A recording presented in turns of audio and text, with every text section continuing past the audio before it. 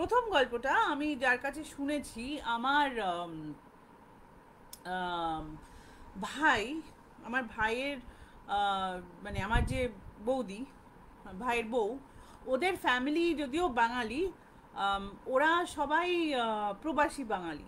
মানে ওদের মানে ওরা যখন ইস্ট বেঙ্গল থেকে ইন্ডিয়াতে এসেছিল, তখন ইস্ট বেঙ্গল থেকে ইন্ডিয়াতে এসেছিল, তখন ওদের কোনো ফ্যামিলি বা ওদের কোনো আদারওয়াইজ কানেকশন কলকাতাতে ছিল না। ওরা ডাইরেক্টলি তোমার দিল্লি, মেরঠ, ইউপি এইসব অঞ্চলে বসবাস করেছে। এবং তারপরে মানে মেসোমশাই এবং মাসি, মানে আমার বৌদির বাবা এবং মা, তাদের যে ভাই বোন এবং যে ফ্যামিলি, তারা সবাই এইসব দিকে ছড়িয়ে আছে। হ্যালো তনিমা, কনগ্রাচুলেশন ঐশী, খুব শুনে খুশি হলাম তুমি চাকরি পেয়েছো। Wish you all the very very big success তোমার জবে। সো তো এটা আমার ওই বৌদির বাড়ির দিককার ঘটনা, মানে ওদের রিলেটিভ হয় এরকম একজনের ঘটনা। আহ, মানে কীরকম রিলেশন বলো তো, আমি ঠিক মানে একটু একটু দূর সম্পর্কে হলেও ওদের রিলেটিভ। গল্পটা বেসড ইন কানপুর। তো আমি সকলের নাম একটু চেঞ্জ করে দিয়েছি, বিকজ বিকজ যেহেতু ঘর মানে গোটা জিনিসটাই আমাদের সকলের জানা পরিচয়ের মধ্যে আছে, এবং ওরা যদি পরে গল্পটা শুনে, তো এইভাবে আমাকে রিকোয়েস্ট করেছে, যে আমাকে গল্পটা শুনিয়েছে সে রিকোয়েস্ট করেছে। তো গল্পটা হচ্ছে, ধরো একটা কাপল, মানে কাপলের বাড়ি নিয়ে গল্প। মানে কাপলকে বলছি আমি, মিস্টার অ্যান্ড মিসেস গাঙ্গুলি। ওরা থাকতেন, মানে ওরা কানপুরে সেটেলড। এবং আম, ওখানেই প্রায়, মানে ওখানেই প্রায় দু জেনারেশন মতন ওদের বাস, সেই জন্য ওরা মোটামুটি ইউপিআইটি হয়ে গেছে।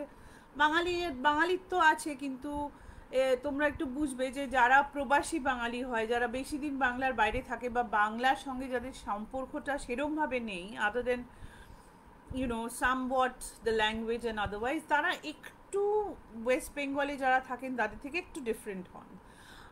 ডিফারেন্ট হন কীভাবে, আমি মানুষের চরিত্র বা সেই নিয়ে কথা বলতে যাচ্ছি না। আমি বলছি যে ধরো জামা কাপড় যেরকম পরা হয় সেটা, বা খাওয়া দাওয়া, বা আচার বিচারটা, খানিকটা যেখানে তুমি থাকবে তার সাথে তোমার একটু বেশি কানেকশন হবে।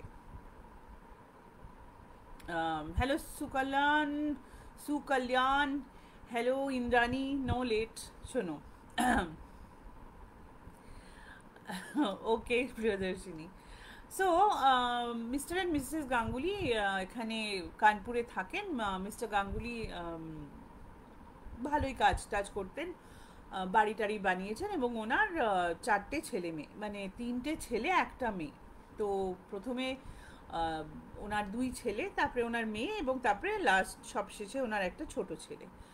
ভেরি হ্যাপি ফ্যামিলি, খুবই হ্যাপি ফ্যামিলি, সবাই একসাথে এক বাড়িতে থাকে।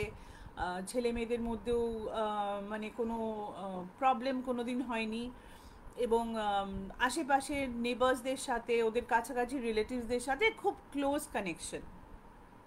মানে ওখানে পাড়ায় সবাই ওদের বাড়িতে যাতায়াত করতো, ওরা সকলের বাড়িতে যাতায়াত করতো, একটা খুব বোন হোমি, বা একটা খুব ভালো বন্ডিং ছিল সকলের মধ্যে। তো যাই হোক, এই রকম অবস্থায় যা হয়, দিন যাচ্ছে, দিন কাটতে কাটতে ছেলেরা বড় হয়ে যায়, এবং একটা সময় বড় ছেলের বিয়ে দেওয়া হয়। বড় ছেলের বিয়ে দেওয়া হয়। বড় ছেলের বউ প্রবাসী বাঙালি, তার ফ্যামিলিও ফ্রম এলাহাবাদ। সে অলোকা বলে ওর নাম। তো অলোকা আসে প্রথমে বড় বউ হয়ে বাড়িতে। এবার অলোকা মানে মেয়েটি খুব ভালো, এবং মানিয়ে গুছিয়ে নিয়ে সকলের সাথে ভাব করে বড় বৌদি হিসাবে এবং বড় বউ হিসাবে বাড়িতে অলোকার কোনো প্রবলেম হয়নি ওনাদের সাথে থাকতে বা জীবন কাটাতে। এবং ভালোভাবে সব কিছু চলছিল। ওই যেরকম তোমাদের বললাম যে আশেপাশে পাড়াপড়শিদের সাথে একটা ভালোবাসা ছিল, একটা যাতায়াত ছিল। আম, সেরকম মানে আর ইউপি, মানে তোমরা ইউপি বলতে কি বোঝো আমি ঠিক জানি না, বাট ইউপিতে না একটু সম্ভ্রমটা বেশি করতে হয়, একটু আম, বড়দের, মানে সব জায়গায় করতে হয়, বাট ইউপি একটু এই ব্যাপারে আরেকটু বেশি স্ট্রিক্ট বলতে পারো. So it's a matter of it's just a matter of showing respect. I don't think there is anything wrong in uh, giving respect to people. তো অলোকার সেসব কোনো প্রবলেম হয়নি, এরকম হয়েছে. এই করতে করতে যে দ্বিতীয় ছেলেটি মানে মানে যে মেজো ছেলে, তার বিয়ের একটা সম্বন্ধ আসে, এবং এবার সম্বন্ধ আসে কলকাতা থেকে একটি মেয়ের. সে মেয়েটি একমাত্র মেয়ে বাবা মার, এবং বাবা মা মানে বাবা মা কোনো আত্মীয় স্বজনের থ্রুতে এই বাড়িটার কথা, মানে এদের বাড়ির ব্যাপারে জানতে পারে, এবং তাদের খুব মনে হয় যে তাদের মেয়ে এই সংসারে এসে খুব খুশি থাকবে এবং খুব ভালো থাকবে, কারণ লোকজন খুব ভালো, ছেলে ভালো চাকরি করে, এবং ওরা মানে খুব সম্পন্ন সংসার একটা. তো সেই জন্য ওরা ভাবে যে এখানেই মেয়ের বিয়ে দেবো, এখন খুব ভালো থাকবে, এবং ইয়ে করে মানে মধুমিতা এই মেয়েটির নাম, তার বিয়ে হয় মেজো ছেলের সাথে. তো বিয়ে থা হয়ে যায়. বিয়ে থা হয়ে যাওয়ার পরে মানে বিয়ে ধরো দিন সাতেক বাদে, তখন সব বিয়ের যা যা রিচুয়ালস এক্সেট্রা এক্সেট্রা সব হয়ে গেছে, কড়া টড়া হয়ে গেছে, তখন থেকে প্রবলেম শুরু হয়. মধুমিতা একটা জয়েন্ট ফ্যামিলিতে মানিয়ে নিতে পারে না. এটা হতে পারে কারণ ধরো মধুমিতা একা মানুষ হয়েছে, সে বাবা মার একমাত্র মেয়ে, তার ভাব মানে সে কলকাতায় মানুষ হয়েছে এক নম্বর কথা, কানপুরে তার একটু কথাবার্তার অসুবিধা হচ্ছিল, কারণ মানে সব বাঙালিরাই তো একদম হিন্দি শিখে বড় হয় না সব সময়, সেই জন্যে মধুমিতার একটু মানে ওই আর কি যারা বাইরে থাকে তাদের বাংলাতেও একটু টান থাকে. তো মানে অনেক সময় বাড়িতে কথা বলতে হলেও আমরা বাংলা ভাষাটা কম ইউজ করি, এখানকার ভাষাটা বেশি ইউজ করি, কারণ দুটো লোকের সাথে হয়তো কথা বলছো, তার মধ্যে একজন বাঙালি একজন অবাঙালি, এবার সেখানে কথা বলতে গেলে তোমাকে হিন্দিতেই কথা বলতে হবে বা ইংরেজিতে কথা বলতে হবে. তো করতে করতে ওই কথার মধ্যে একটু টান এসে যায়, ওয়ার্ডসগুলো একটু, যেরকম আমি এরকম বলি, ধরো আমার আজকে 30 বছর মতন হয়ে গেছে কলকাতার বাইরে. তো মানে ব্যাপার হচ্ছে যে মাঝে মাঝে আমি কিছু বাংলা কথাও ভুলে গেছি. আমি খুব সিরিয়াসলি বাংলা বই পড়ছি আজকাল, এবং পড়েও থাকি যাতে আমার চর্চাটা থাকে এবং আমি যাতে মানে ভাষাটা ভুলে না যাই. কিন্তু অনেক সময় হয় না, মাথায় হয়তো চিন্তা করতে করতে কথাটা আসছে না, সেটা আমারও হয়. তো যাই হোক, মধুমিতার প্রথম প্রবলেম ভাষা, দ্বিতীয় প্রবলেম খাওয়া দাওয়া, তৃতীয় প্রবলেম একটা অন্য বাড়ি, চতুর্থ প্রবলেম এটাও জয়েন্ট ফ্যামিলি, সেখানে ওর প্রাইভেসির অসুবিধা হচ্ছে, ও যেরকমভাবে ভেবে এসেছিল সেরকমভাবে হচ্ছে না. অবভিয়াসলি জয়েন্ট ফ্যামিলিতে সবাই ভাগাভাগি করে থাকে, এরা একরকমভাবে মানুষ হয়েছে, ও আর একরকমভাবে মানুষ হয়েছে, তো সেখানে দ্বন্দ্ব শুরু হয়ে গেল.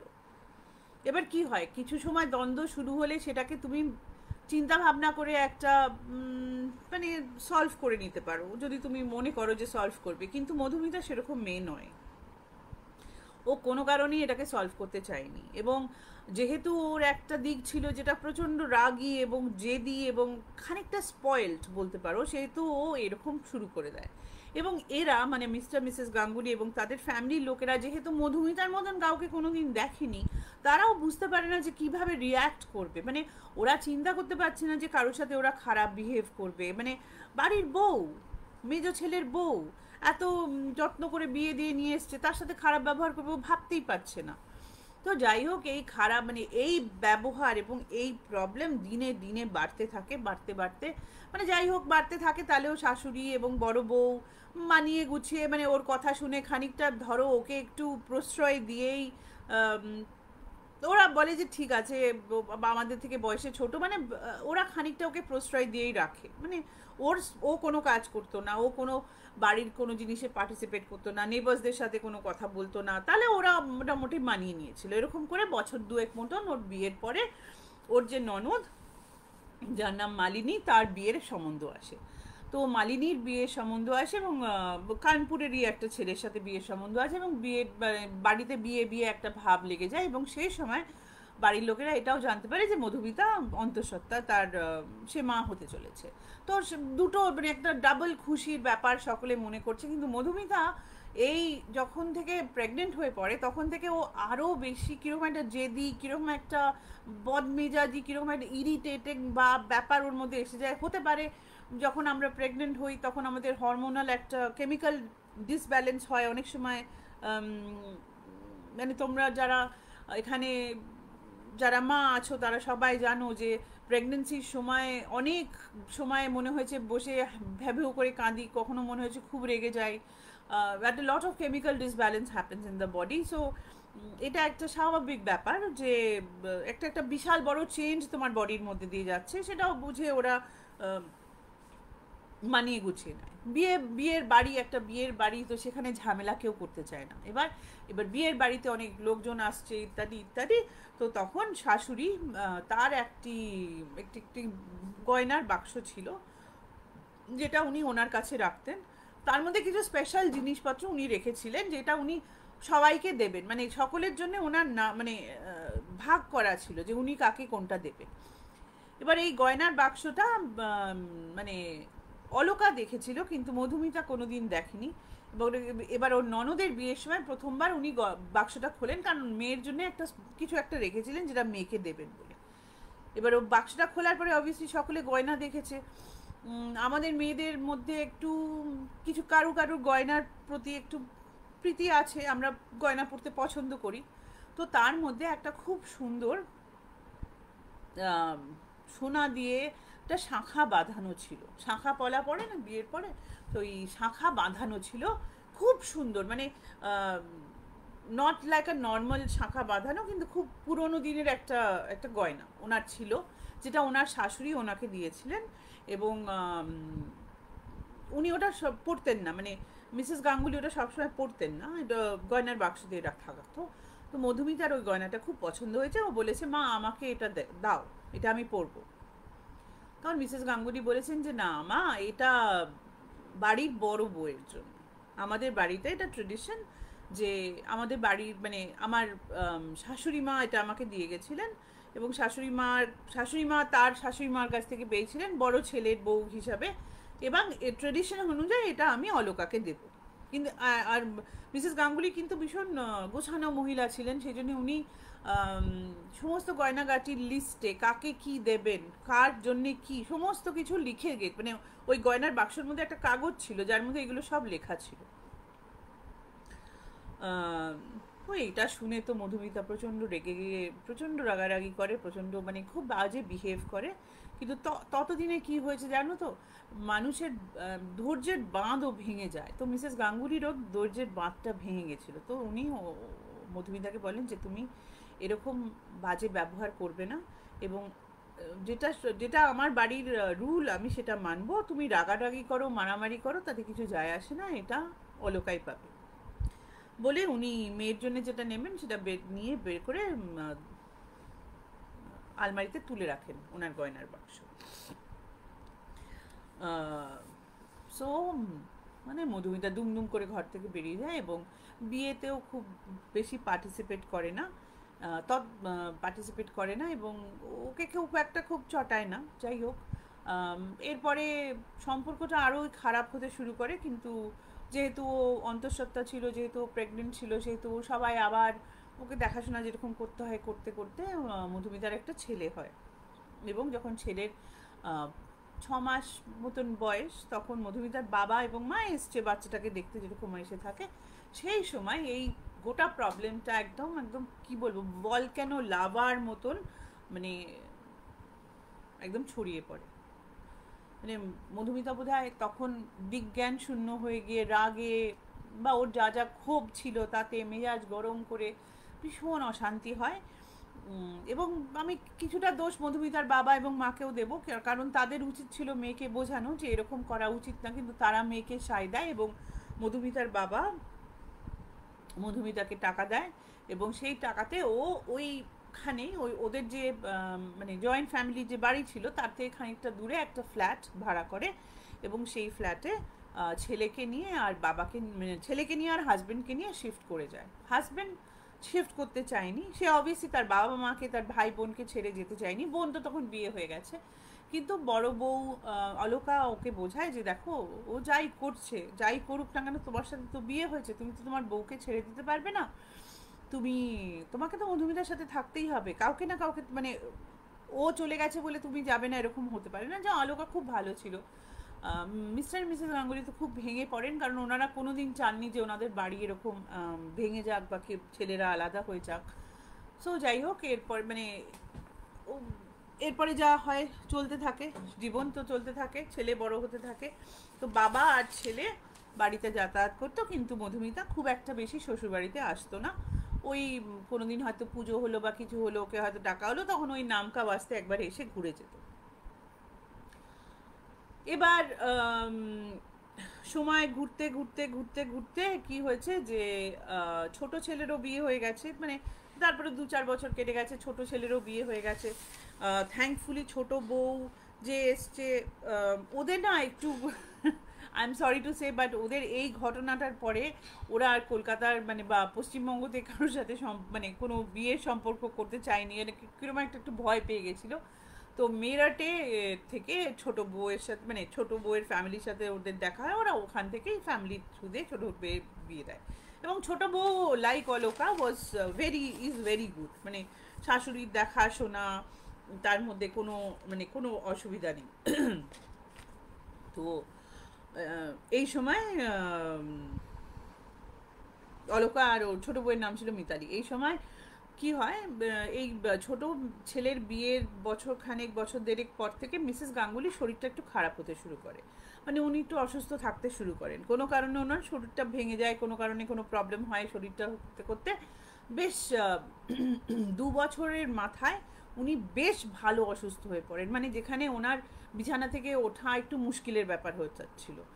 তো মেয়ে, তারপরে 2 ছেলের বউ, 2 ছেলে প্লাস মধুমিতার যে বর সে, তারা সবাই, ওনার হাজবেন্ড, তারা সবাই ওনার খুব দেখাশোনা করেছে। মানে এই 2 ছেলের বউ মানে অলকা আর মিতালি, তাও একদম রোজ দেখাশোনা করতে, মানে রোজ কেন, সব সময় শাশুড়ির সঙ্গে সঙ্গে দেখাশোনা, কি খাবেন কি না খাবেন। এই অসুস্থতা থাকার সময় মধুমিতা একবারের জন্য শাশুড়িকে দেখতে আসেনি। তার স্বামী একবার তাকে বলেছিল, কিন্তু সে তার স্বামীকে বলে দেয় যে না, আমার ওই বাড়ির সাথে আমার কোনো সম্পর্ক নেই, এবং তোমার মাকে যে আমাকে দেখতে হবে এমন তো কোনো মানে নেই, আমার বাবা মা আছে, আমি তাদেরকে দেখবো। এর মধ্যে অনেকবার মধুমিতার বাবা মা এসে ওর বাড়িতে এসে থেকে গেছে, তারাও কিন্তু শ্বশুর বাড়িতে আসেনি। এইসব জিনিসগুলো একটু খারাপ লাগে আমার, যে বাবা মার উচিত একটু বাচ্চাদের বোঝানো যে সবার সাথে মিলে মিলে ঝুলে থাকার জন্যে। তো যাই হোক, ওর স্বামীও খুব বেশি যে ওর সাথে ঝগড়া করতো এরকম না। এই করতে করতে একদিনকে এরকম চলতে চলতে, যে মানে 2-2.5 বছর বাদে একদিন মিসেস গাঙ্গুলি মারা যায়।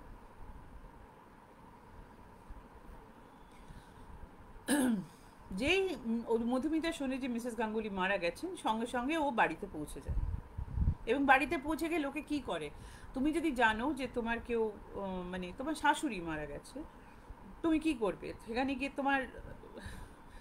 তুমি ঝামেলা করবে, ঝড়াঝাটি করবে, আমি জানি না মানে এটা কি ধরনের ইয়ে। বাট ও এসে প্রথমে ঘরে ঢুকে, মানে তখনও মানে উনি মারা গেছেন, ওরা তখনও 2 বউ বসে কান্নাকাটি করছে, সবাই কান্নাকাটি করছে। আস্তে আস্তে বাইরের লোকেরা, মানে যারা আশেপাশে যারা ছিল এতদিনের নেবার্স, তারা আসছে, রিলেটিভসদের খবর দেওয়া হচ্ছে, যেরকম হয়ে থাকে বাড়িতে কেউ মারা গেলে যেরকম খবর টবর দেওয়া হয়।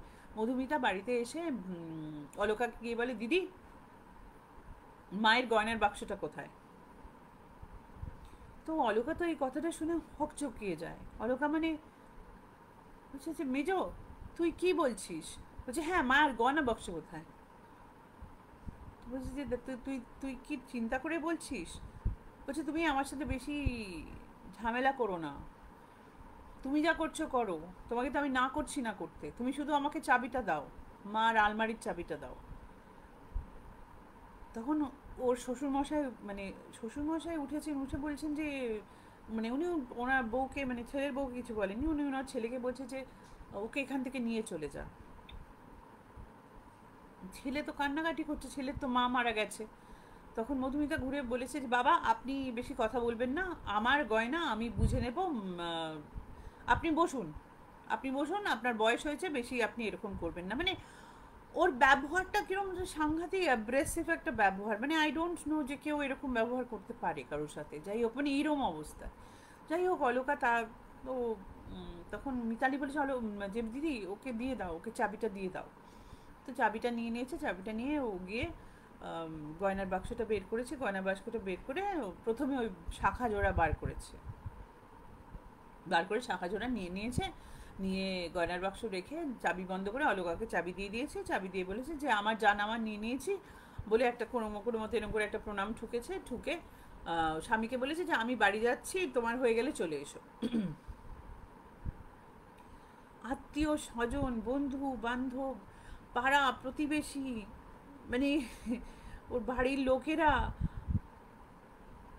কি বলবে বুঝতে পারছে না। একে তো অত বড় একটা শোক, তার মধ্যে এরকম একটা ঘটনা ঘটে গেল।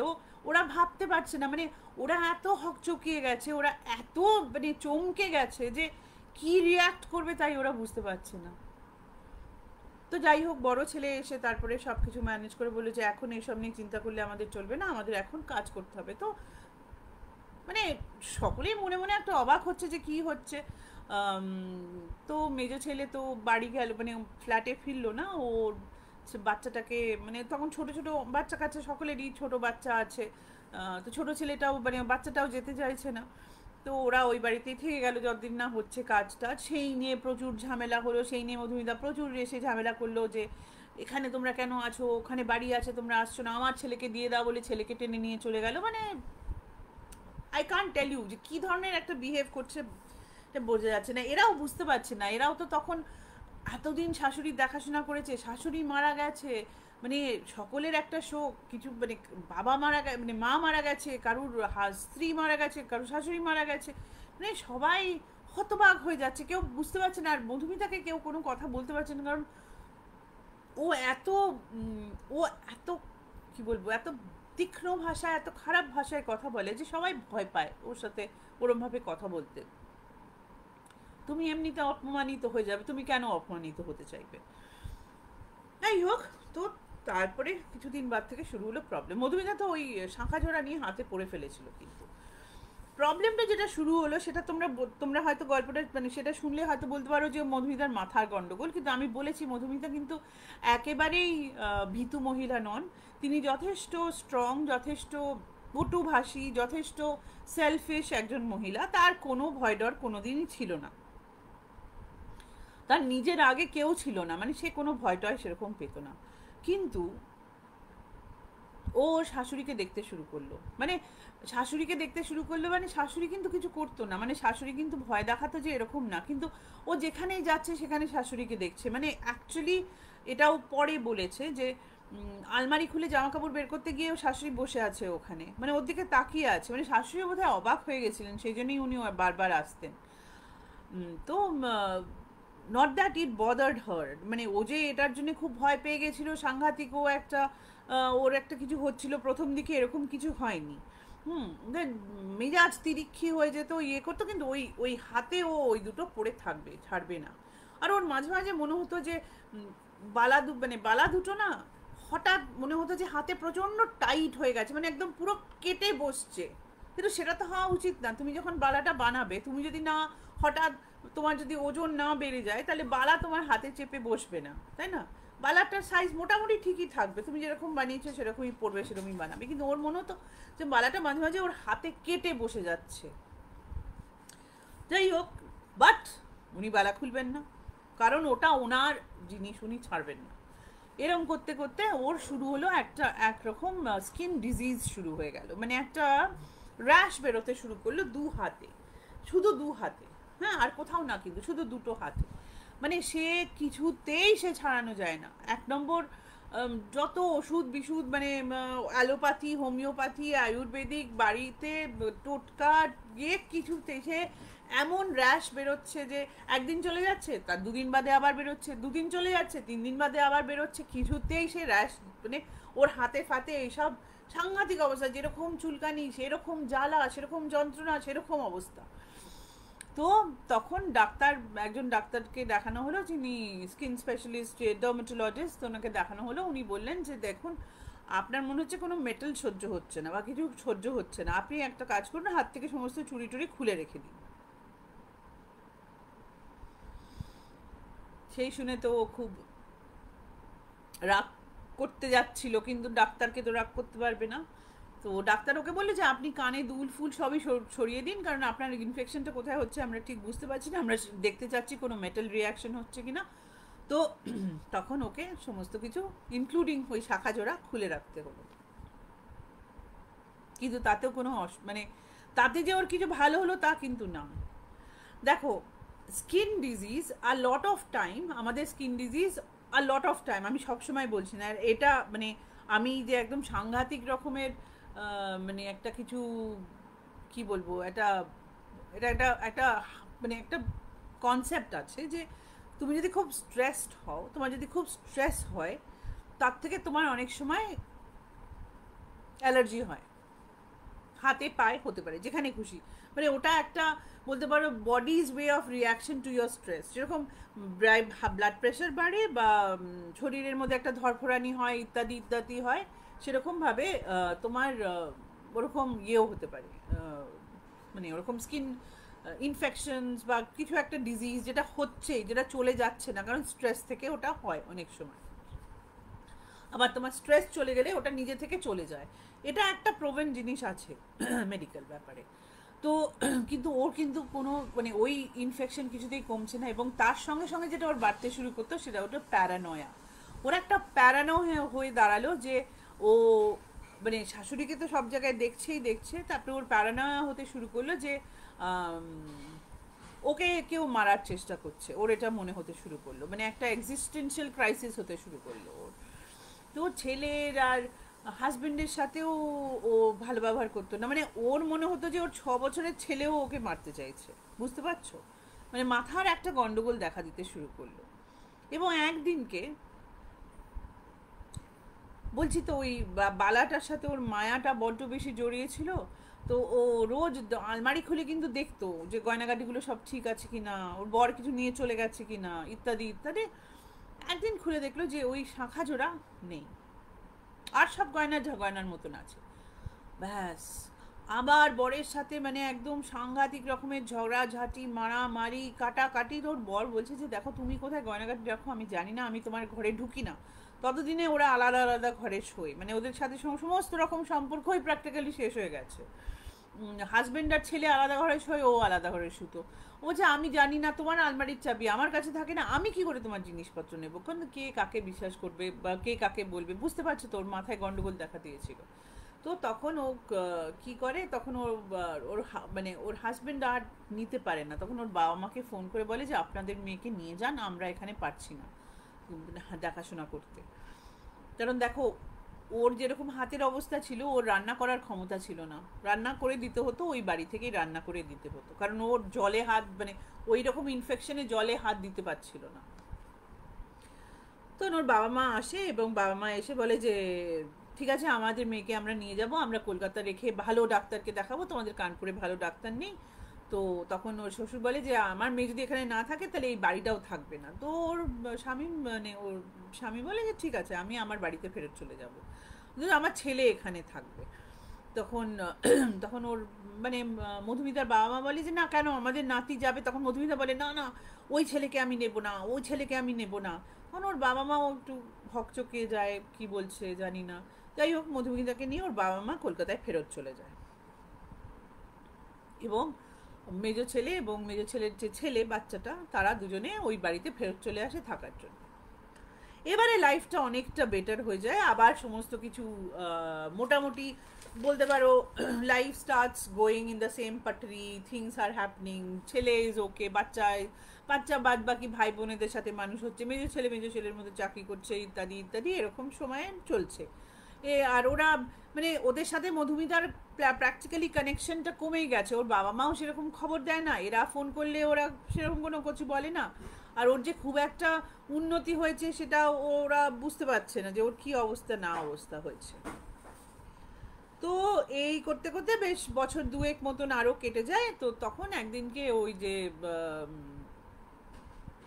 সব থেকে যে ছোট ছেলেটা মানে সরি ওর যে মেয়েটা ছিল মালিনী, ও আসে, একদিন আসে, বাড়িতে আসে, এসে বৌদিকে বলে যে বৌদি, মানে তখন তো ওদের আর কোনো অসুবিধা নেই, ওদের নিজেদের মধ্যে তো কোনো ভাব দাবি ছিল। বৌদিকে বলে বৌদি, মা যে তোমাকে একটা ঝুমকো দুল দিয়ে গেছিল না, কাকে দিয়ে গেছিল, ছোট বউকে না কাকে দিয়ে গেছিল, তো বলছে আমাকে একটু দেবে, আমার ওই শ্বশুরবাড়িতে কারো, ওর শ্বশুরবাড়িতে কারোর বিয়ে আছে, ও পড়ে যাবে। তো ওর বৌদি বলে নিশ্চয়ই নিশ্চয়ই চল।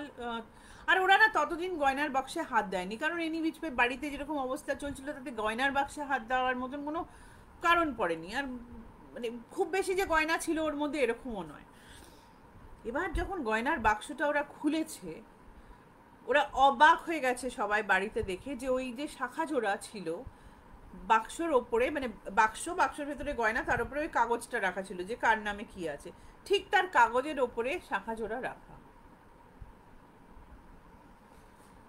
এবার তোমরা বলতে পারো যে হ্যাঁ, মেজো ছেলে হয়তো নিয়ে এসে ওখানে রেখে দিয়েছিল, কিন্তু মেজো ছেলে বলেছে যে ও ওই শাখা জোড়াতে কোনোদিন হাত দেয়নি, এবং ওর বউ ওকে কোনোদিন ওটাতে হাতও দিতে দেয়নি। তাহলে শাখা জোড়া কি করে আসলো? We don't know. কিন্তু শাখা জোড়া ওদের বাড়িতে আবার ফেরত চলে আসে, এবং বাড়ির লোকেরা সকলে অবাক হয়ে যায় যে এটা কি করে সম্ভব, কিন্তু এটা ওদের সাথে হয়েছিল। এখনো পর্যন্ত তারা সবাই যেরকম, মানে যারা আছেন, মানে অবভিয়াসলি মিস্টার গাঙ্গুলি চলে গেছেন, কিন্তু ছেলেরা এখনো মানে 3 ছেলেই একসাথে আছেন।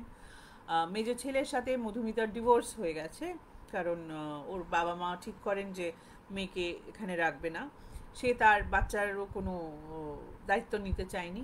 তো মেজর ছেলের আবার বিয়ে হয়েছে, এবং মোটা ওরা সবাই ভালো আছে, এবং তাদের ছেলেমেয়েরা এখন সবাই বড় হয়ে গেছে। এটা বেশ কিছুদিন, অনেক দিন আগেকার ঘটনা, আজকের ঘটনা নয়। আমি বলছি না এটা খুব ভয়ের ঘটনা, কিন্তু এটা একটা আমার খুব অদ্ভুত লেগেছিল ঘটনাটা। এবং যদিও এখানে, যদিও বলতে পারো মিসেস গাঙ্গুলি আত্মা মধুমিতাকে হন্ট করেছিল, কিন্তু খুব ভয় দেখিয়েছিল, বা ওর অসুখটা কেন হয়েছিল আজ পর্যন্ত কেউ জানে না।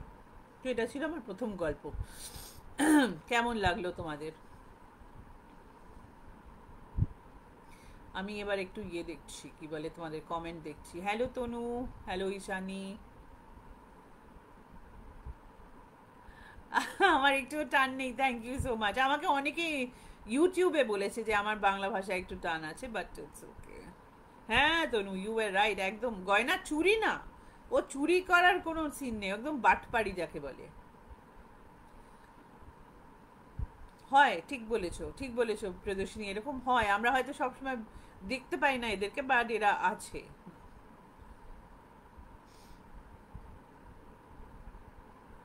তোমার ছোট কাকিমা এরকম ছিলেন? আচ্ছা। হ্যাঁ,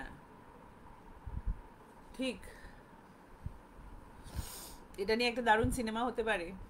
হ্যাঁ হতে পারে, এটা নিয়ে একটু খুব ভালো সিনেমা হতে পারে, একটু ভয়ের ব্যাপারে। হ্যাঁ, অনেক কিছুর সত্যি সত্যি রূপসী উত্তর পাওয়া যায় না। ও, আশা করি তোমাদের ভালো লেগেছে এই গল্পটা। আমার তো খুব ভালো লেগেছিল। খুব একটা একটা পারিবারিক একটা ঘটনা, একটা খুব সুন্দর ঘটনা, আমার বেশ ভালো লেগেছিল।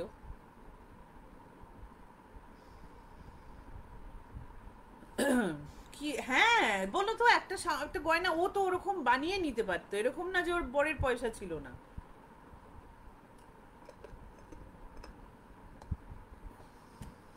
Thank you, thank you. আচ্ছা, আমরা আসছি পরের ঘটনাতে। পরের ঘটনাটা একটা, পরের ঘটনাটা হচ্ছে আম, আমাদের এখানে, মানে আমাদের এখানে ঠিক বসন্ত কুঞ্জে নয়, বাট আর কে পুরমের দিকে তোমার রেলওয়ে কোয়ার্টার্স আছে।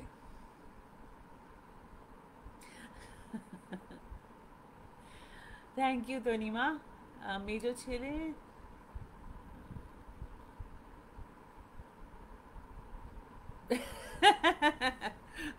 সোনালিদি, আমার মনে হয় ও এলাহাবাদে গিয়ে গঙ্গা, মানে একদম পুরো কুম্ভে গেছিল বোধহয় চান করার জন্যে, চান করার জন্যে। ও কানপুর থেকে তো, তো যমুনাতে না গিয়ে ও বোধহয় একদম কুম্ভে গেছিল, গিয়ে চান করে এসেছে, যে ভগবান থ্যাংক ইউ আমার মাথা থেকে একে নামিয়ে দেওয়ার জন্য। মানে এমনই মা যে ছেলের সাথে কোনোদিন সম্পর্ক রাখলো না, মানে ছেলেকে প্র্যাকটিক্যালি বড় বৌদি, মানে যে ওর যে জেঠিমা, ছেলের জেঠিমা, ছেলের কাকিমা, এবং ছেলের যে পরে মা হয়, মানে যে ওর বলতে পারো মেজো ছেলের সেকেন্ড ওয়াইফ, তারাই মানুষ করেছে। নিজের মা কোনোদিন ভালো করে মানুষ করেনি।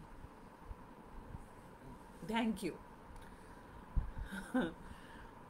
ওকে, তো যাই হোক, আমি তোমাদের বলছি যে আমাদের বাড়ির এখান থেকে মানে আর কে পুরম বলে একটা জায়গা আছে, কবি মানে আর কে পুরম কেন বললাম জায়গাটার নাম বলার জন্য, যে ওখানে তোমার রেলওয়ে কোয়ার্টার্স আছে। তো আমি এরকম একজনের সাথে কাজ করতাম, যার বাড়ির যার মানে তার সে তার বাবা, তার ভাই, তার দাদা, কাকা জ্যাঠা, তারা সবাই রেলওয়েজে ছিল, ডিফারেন্ট ডিফারেন্ট পজিশনে, ডিফারেন্ট ডিফারেন্ট সময়। মানে ওই মেয়েটা মানে বাড়ির সকলেই ওকে, ও ছাড়া, ও কোঅপারেটে কাজ করতো, ও ছাড়া সবাই মানে গভর্নমেন্ট সার্ভেন্ট, রেলওয়েজে কাজ করতো। তো ও থাকতো, ওর তখন ওর বিয়ে হয়নি, সেই জন্য ও বাবা মার সাথে রেলওয়ে কোয়ার্টারে থাকতো। তো ওখানে যে আন্টি, মানে ওর মা, যে সে এই গল্পটা শুনিয়েছিল। তো এই গল্পটা মানে খুব যে আজকের গল্প এটা নয়, বুঝতে পারছো। আমি যখন ওর সাথে কাজ করতাম, তাও প্রায় ধরো কিছু না হলেও আজ থেকে 12-13 বছর আগে, তখনকার দিনে শুনেছি। এবং তার আগে ঘটনাটা আরও 5-6 বছর আগেকার ঘটনা, এটা এই ঘটনা শুনেছ। তো ওর মা বলেছিল যে ওখানে ওর মার মানে আন্টির এক বন্ধু, তার হাজব্যান্ড ইয়েতে মানে রেলওয়েজে কাজ করতেন, উনি স্টেশন মাস্টার ছিলেন। এবং ওরা মানে ওরা তখন পোস্টেড ছিল বোধহয় মধ্যপ্রদেশের কোনো একটা জায়গায় পোস্টেড ছিল। আর ওর এই মানে আন্টির বন্ধু, আমি তাকে একটা নাম দিয়ে দিই, বলতে সুবিধা হবে, মঞ্জু নাম দিচ্ছি। মঞ্জু আন্টির যে বন্ধু, মঞ্জু আন্টির বাড়ির লোকেরা সবাই থাকতো তোমার এই দিকটাতে, হিসার বলে একটা জায়গা আছে হরিয়ানাতে, সেখানে থাকতো মঞ্জু আন্টির বাড়ির লোকেরা। তো অবভিয়াসলি মানে ছুটিতে কি হবে, বাপের বাড়ি আসবে, শ্বশুরবাড়ি থাকবে, এরকম একটা চিন্তা ভাবনা যাই হোক করা হতো, আসা যাওয়া করা হতো। দেখো, আমরা ছোটোবেলায় খুব মামা বাড়ি বা মাসির বাড়ি খুব বেড়াতে যেতাম। আজকাল এতটা হয় কিনা আমি ঠিক জানি না, হয়তো হয়। এই মানে মানে সবাই দেশ বিদেশ ঘুরে বেড়াচ্ছে, উইচ ইজ অলসো গুড।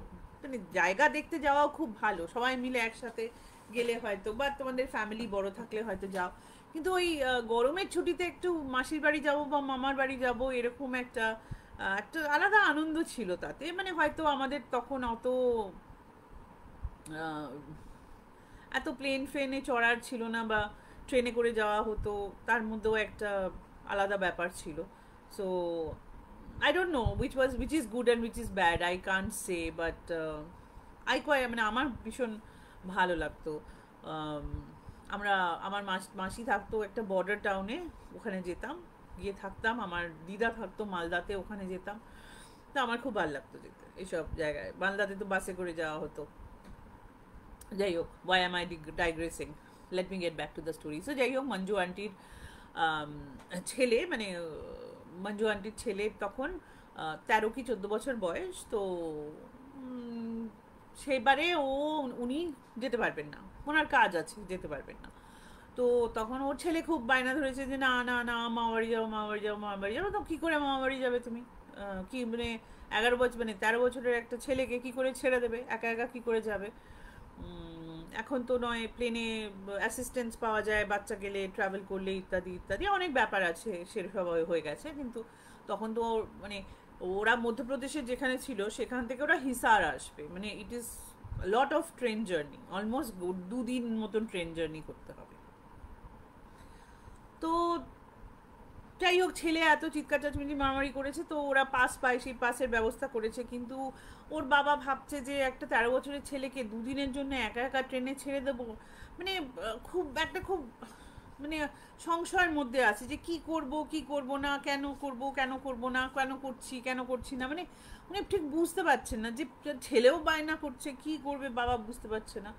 তখন এই রকম চিন্তা ভাবনা করতে করতে উনি তারপরে ওনাকে ওনার যে অ্যাসিস্ট্যান্ট, মানে ওনার যে অ্যাসিস্ট্যান্ট, উনি যেহেতু স্টেশন মাস্টার ছিলেন, স্টেশন মাস্টারের যাই অ্যাসিস্ট্যান্ট হয়ে থাকে, অ্যাসিস্ট্যান্ট স্টেশন মাস্টার হয় কি তার অন্য কোনো ডেজিগনেশন আছে আমি ঠিক জানি না, সে তখন বলল যে স্যার, ওই যে গাড়িটা যেটা আসবে যেদিনকে এই বাবা যাবে, যেদিনকে ছেলে যাবে, গাড়িটা নারায়ণ, নারায়ণ বলে একজন ড্রাইভার আছে, সে চালাচ্ছে। তার সেদিন তার তখন ইয়েটা পড়েছে, নারায়ণ নিয়ে যাবে। এবার নারায়ণ আর মানে মঞ্জু আন্টির হাজবেন্ড আবার খুব ভালো বন্ধু, মানে নারায়ণ আর উনি একই সাথে বড় হয়েছেন। এবার নারায়ণ ট্রেনের ড্রাইভার হয়েছেন, উনি মানে স্টেশন মাস্টার হয়েছেন, কিন্তু সেই ছোটবেলার বন্ধুত্বটা আছে। তখন উনি বললেন, আরে নারায়ণ যাবে, তাহলে তো কোনো চিন্তাই নেই, ঠিক আছে। তো উনি নারায়ণকে ফোন করে নারায়ণকে বলেন যে তুমি তোমার কালকে ডিউটি ওরকম এই ট্রেনে আছে? তো ও বলছে হ্যাঁ হ্যাঁ আমার আছে, কেন, কি বল, কি হয়েছে? বলছে না আমার ছেলে যাবে। বলছে তোর ছেলে যাবে কোনো অসুবিধা নেই, আমার সাথে ইঞ্জিনে চলে যাবে, মানে আমি দেখে নেবো। তো বলছে না ইঞ্জিনে কি করে যাবে? বলছে তুই এত চিন্তা করছিস কেন, তোর ছেলেকে এখান থেকে হিসারে পৌঁছাতে হবে তোর শ্বশুরবাড়িতে, দায়িত্ব আমার। তো উনি বলেছেন ঠিক আছে, ব্যাস। এবার উনি নিশ্চিন্ত যে ছেলে স্টেশনে, মানে ছেলেকে কোনো অসুবিধা হবে না পৌঁছাতে।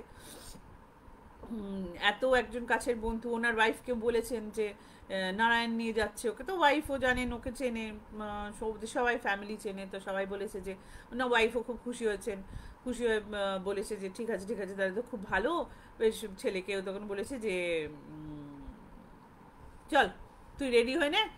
ছেলেও মানে ছেলেটাও বেচারা ওই দোদুল্যমান অবস্থায় ছিল, কি যাবে যাবে না, হ্যাঁ না, মানে একটা বুঝতেই পারছে, একটা 13 বছরের এক্সাইটমেন্ট হচ্ছে ওর মনে মনে যে আমি একা একা ট্রাভেল করবো, আমি যাব মামা বাড়িতে যাব, আমি কত বড় একটা হিরো হয়ে গেছি, সেখানে বাবা কন্টিনিউয়াসলি একদিন বলছে হ্যাঁ একদিন বলছে না, ওরও একটা টেনশন চলছিল মনে মনে। যাই হোক, তো ও তো খুব খুশি হয়ে গিয়ে বন্ধু টন্ধুদের সবাইকে বলে টলে দিয়েছে প্যাকিং ফ্যাকিং করে।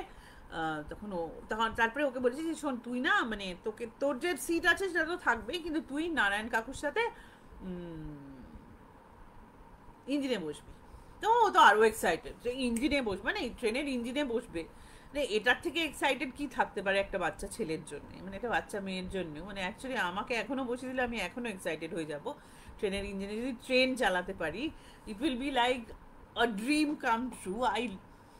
I'm sorry, but I love trains. I don't know why. আমার ট্রেন খুব পছন্দ, যদি আমি খুব বেশি ট্রেনে এখন ট্রাভেল করি না।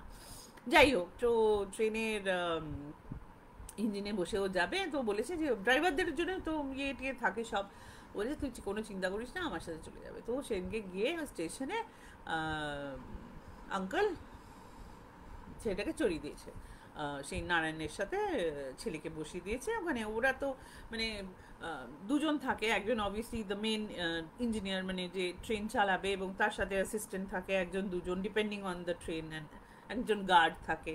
তো অনেক লোক আছে, তো সকলের সাথে আলাপ টালাপ করে দিয়েছে। ছেলেকে বলেছে যে তুমি কিন্তু একদম কাকুর সমস্ত কথা শুনবে, যা যা ও বলবে সব করবে, একদম মানে অবাধ্য হবে না, এবং কোথাও নেমে যাবে না, কাকু যদি কিছু লাগে কাকু তোমাকে করে দেবে।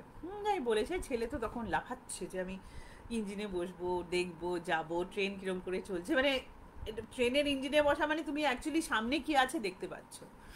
তো এরকম করে চলতে শুরু করেছে, না বেরিয়ে গেছে, মানে ভালো।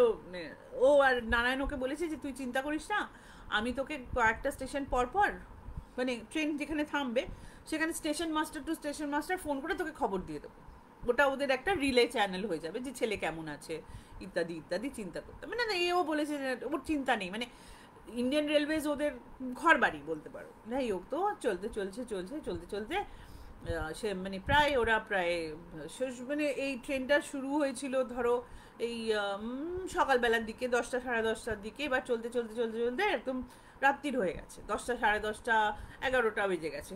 হ্যাঁ, মানে ধরো প্রায় 400 কিছু না হলেও 400 মতন, 400 সাড়ে 400 কিলোমিটার ট্রাভেল করে ফেলেছে ট্রেন। করতে করতে ওরা এরকম একটা জায়গায় এসছে, এখানটা একটা একটা সিগনালে দাঁড়াতে হবে। এবার ছেলেটাকে খাইয়ে টাইয়ে দিয়েছে, সব কিছু ওরা গল্প টল্প করছে, আর ও না ও জানলার কাছে বসে খুব মানে মজা করে সমস্ত কিছু দেখছে। তো ওই নারায়ণ কাকু ওকে বলছে যে বাচ্চা এবার তুমি যাও, তোমাকে নিয়ে যাবে, তুমি গিয়ে এবার শুয়ে পড়ো। ওর কি ওখান থেকে যেতে মন চায়? ওই অন্ধকার রাত্রিরে ওর যে একটা এক্সপিরিয়েন্স হচ্ছে তাতেই তো ওর মানে ঘুম ছুটে গেছে, ওর আর মনে হচ্ছেই না যে না আমি দেখতে আমি শুতে যাব। ও বলছে আর 2 মিনিট কাকু, আর 2 মিনিট। তো এও বলছে যে ঠিক আছে বাচ্চা, ঠিক আছে চল, ঠিক আছে কোই নেই, ট্রেনে করেই তো যাচ্ছে।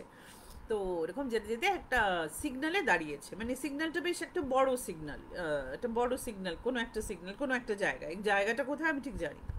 তো সিগন্যালে ট্রেনটা দাঁড়িয়েছে, তো নারায়ণ কাকু ওকে বলেছি যে এটা একটা বড় সিগন্যাল, এখানে বেশ 20-25 মিনিট মতো ট্রেন দাঁড়িয়ে যাবে। হুম। এবার বোঝো এগুলো হচ্ছে তোমার ওই আমাদের যেরকম নর্মাল এক্সপ্রেস ট্রেন বা মেল ট্রেন, এক্সপ্রেস নয় সরি মেল ট্রেন যেগুলো হয়, মানে normal train sleeper class train যেগুলো হয়, মানে তোমরা রাজধানী বা বন্দে ভারত বা ওই সব ট্রেনের কথা চিন্তা করো না, এটা নর্মাল ট্রেন।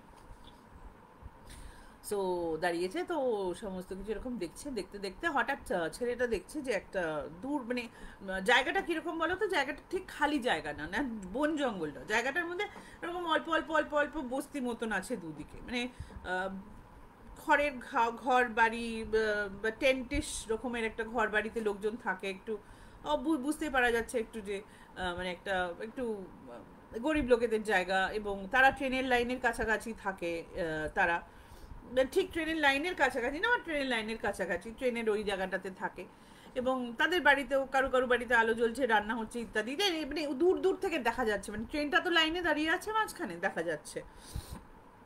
যখন ও দেখছে যে খানিকটা দূর থেকে ও দেখছে যে একজন বৃদ্ধ মহিলা, মানে সে বেশ বৃদ্ধ মহিলা, সে এরকম হেঁটে হেঁটে মানে খুব বেশি একটা মানে ছোটোখাটো একজন বৃদ্ধ মহিলা হেঁটে হেঁটে হেঁটে হেঁটে হেঁটে হেঁটে ট্রেনের দিকে আসছে, মানে ও দেখতে পাচ্ছে দূর থেকে, বাচ্চাটা দেখতে পাচ্ছে, এবং বাচ্চাটা কিছু বলেনি এইসব বিষয়ে, মানে ড্রাইভারকেও কিছু বলেনি, ড্রাইভারও ট্রেন যেহেতু দাঁড়িয়ে আছে সেহেতু ওর যে লোকগুলো ছিল তাদের সাথে কথা বলছিল, কি খাবার মানে খাওয়া দাওয়া করছিল, কিছু একটা করছিল, মানে উনিও ওখানে ওর পাশে বসেছিল না। এবার ও জানলাতে এরকম, যেরকম আমরা জানলাতে বসে থাকি না, এরকম করে জানলাতে বসে এইদিকে এইদিকে এরকম এরকম করে দেখছে, জানলার ইয়েটাতে ওর হাত রাখা আছে, রেখে ও বসে আছে, করতে করতে হঠাৎ ও ফিল করেছে যে কেউ ওর এইটা ধরে টানছে, এটা ধরে। তো এরকম টানতে টানতে ও তাকিয়েছে, তাকে একটু একটু এরকম হয়ে গেছে, হঠাৎ করে ভদ্রমহিলাকে দেখে একটু হয়ে গেছে। তো ভদ্রমহিলা ওকে বলছে কি যে বেটা কুছ খানে কে লিয়ে দে দে, কিছু খাবার আছে তো আমাকে দিয়ে দে, আমার খুব খিদে পেয়েছে রে, আমাকে খুব খিদে পেয়েছে, আমাকে খেতে দিয়ে দে। তো তখন ও বাচ্চাটা বলেছে কি আম্মা আমার কাছে তো কিছু নেই, তুমি দাঁড়াও 1 মিনিট দাঁড়াও আমি দেখছি।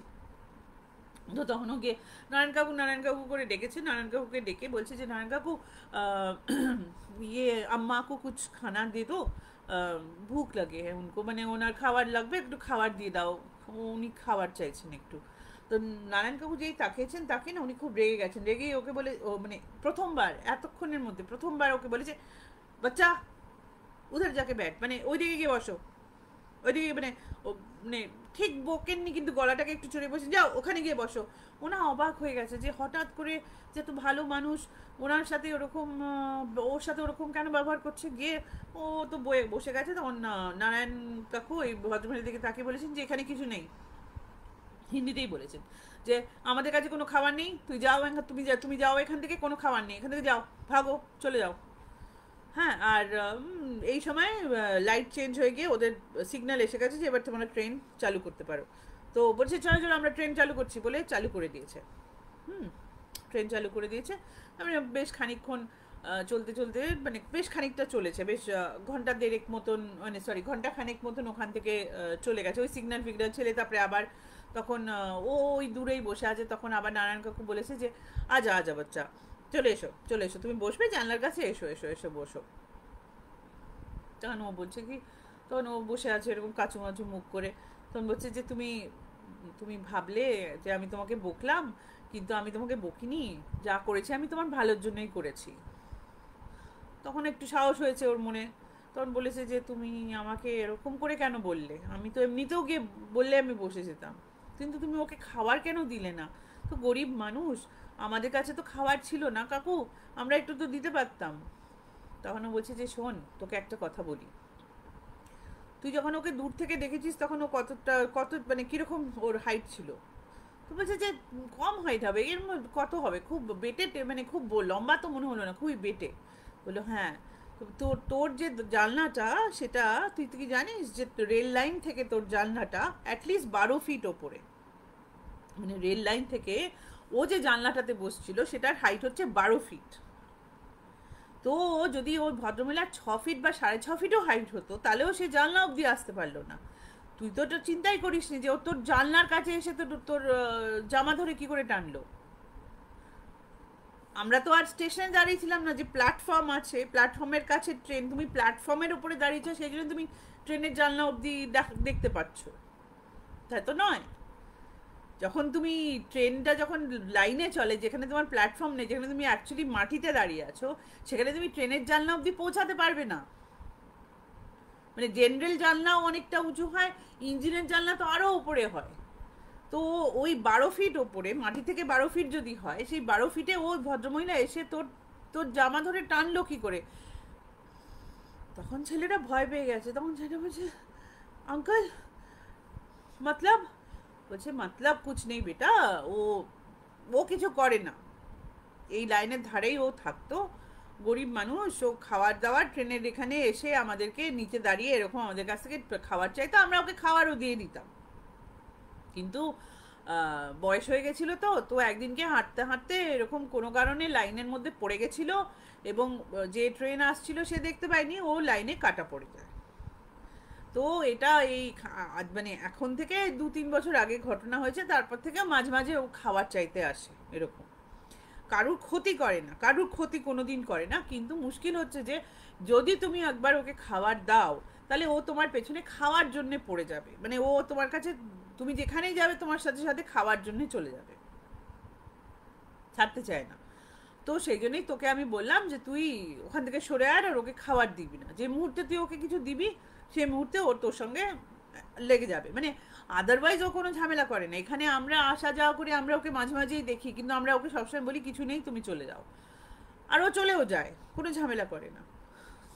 তো অবভিয়াসলি মঞ্জু আন্টির ছেলের 13 বছর বয়স, সে তো ওটা শুনে এত ভয় পেয়ে গেছে, এটা ভয় পাওয়ার মতনই ব্যাপার, তোমার আমার হলেও ভয় লাগতো যে ওর একটা ওরকম এক্সপিরিয়েন্স হয়েছে, পার্সোনালি ওর জামা ধরে টেনেছে। মানে এতদিন ও বইতে পড়েছিল, টিভিতে রেখেছিল, এটা আর সামনাসামনি কাউকে দেখা, মানে যাকে এরকম দেখছো তুমি, মানে যার সাথে মানে তুমি বুঝতেই পারো নি যে সে একটা অশরীরী আত্মা, সে মানুষ নয়। তো ও তো সাংঘাতিক ভয় পেয়ে গিয়ে তারপরে ও বলছে যে আমি না সকাল ছাড়া আর জানলাতে বসবো না। তো ওর মানে ওই ইঞ্জিনে বসার এক্সাইটমেন্টটা অনেকটা ডাউন হয়ে যায় এই ঘটনার পরে, কিন্তু ও সেফলি হিসার পৌঁছে যায়। এটাই ছিল মঞ্জু আন্টির কাছে, মানে ওই ওই মেয়ে আমার কলিগের মার কাছ থেকে শোনা গল্প। ছোট গল্প একটা, কিন্তু আমার মনে হলো যে তোমাদের ভাল লাগবে শুনতে। সো 10টা প্রায় বাজিয়ে দিয়েছি, এবার বলো তোমাদের কেমন লাগলো, আশা করি ভালো লেগেছে। যেরকম প্রিয়দর্শিনী বলে আমিও তোমাদেরকে বলবো, প্লিজ যারা শুনবে পরে এবং এখন যারা শুনছো, তারা সবাই একটা করে লাইক দিও আমাদেরকে, জানানোর জন্য কীরকম লাগলো গল্পটা, কমেন্ট তো করছোই। তা ঠিক ঠিক বলেছে দিদি, এত ক্যালকুলেশন ও, হ্যাঁ ওর ওর মাথায় কেন, ও তো ওই বাচ্চাটার তো কোনো আইডিয়াই নেই যে, ও তো মানে ও চিন্তাই করতে পারছে না, ও বৃদ্ধ মহিলাকে দূর থেকে দেখছিল আসতে, ও ভেবেছে আসবে জানলার কাছে দাঁড়াবে, জানলাটা যদি অত ওপরে, ওর ওই ক্যালকুলেশনটাই আসেনি মনে। থ্যাংক ইউ তনু। যারা পরে দেখবে ফেসবুকে, তারা প্লিজ লাইক শেয়ার কমেন্ট করো। গল্প শোনাতে এসো, যদি তোমাদের কাছে গল্প থাকে, যদি তোমরা শোনাতে না চাও আমাদেরকে যদি বলতে বলো, তাহলে আমরাও তোমাদের হয়ে বলতে পারি। ইউটিউবে যারা দেখবে তারা প্লিজ লাভ শেয়ার, আবার আমি লাভ বলছি, লাভ লাইক শেয়ার কমেন্ট করবে, সাবস্ক্রাইব করবে, গ্রুপটাকে বাড়ানোর চেষ্টা করছি আমরা, তোমাদের সাহায্য ছাড়া সম্ভব নয়। তোমরা আমাদের তোমরা আমাদের স্ট্রেংথ, তোমাদের মানে তোমাদের থ্রু দিয়ে আমরা একটু বড় হব। সেই জন্য বন্ধুদের, বাড়ির লোকেদের প্লিজ প্লিজ বলো। আমরা প্রায় চেষ্টা করি তোমাদেরকে এসে ভালো গল্প বলার জন্য। আমাদের যারা লাইভ করেন তারা সকলেই খুব ভালো গল্প বলে, প্লিজ তাদেরকেও একটু লাইক শেয়ার সাবস্ক্রাইব ডেফিনেটলি করো। আর আমি খুব শিগগিরই আসবো আবার টুইস্টেড টিউসডে গল্প নিয়ে। ঠিক করে রাখছি, তোমরা জানতে পারবে খুব শিগগিরই। এবং এই সপ্তাহে আর বাকি যাদের লাইভ আছে সকলের লাইভ দেখো, টাইম করে একটু এসো, যদি পুরোটাও না থাকতে পারো খানিকটার জন্য আসলেও চলবে, ঠিক আছে? So everybody have a nice weekend. সামনে উইকেন্ড আসছে, আশা করি তোমাদের উইকেন্ডটা খুব ভালো কাটবে। তোমরা সকলে ভালো থেকো, সুস্থ থেকো, সাবধানে থেকো এবং আমাদের সঙ্গে থেকো। ওকে, নমস্কার, bye bye.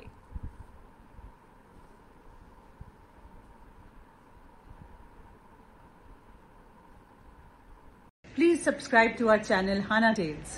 Comment, share, like, and don't forget to hit the notification bell for more videos.